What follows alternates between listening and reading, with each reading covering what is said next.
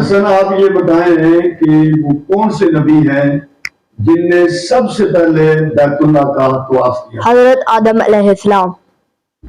طلحہ آپ یہ بتائیں کہ وہ کون سے نبی ہیں جن کی گردن پر چھری چلائی گئی تھی؟ حضرت اسماعیل علیہ السلام۔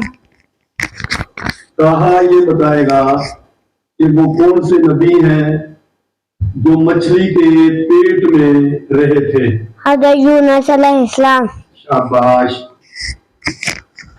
زید یہ بتائے گا کہ وہ کون سے نبی تھے جن کو نمرود نے آگ میں ڈالا تھا؟ حضرت ابراہیم علیہ السلام۔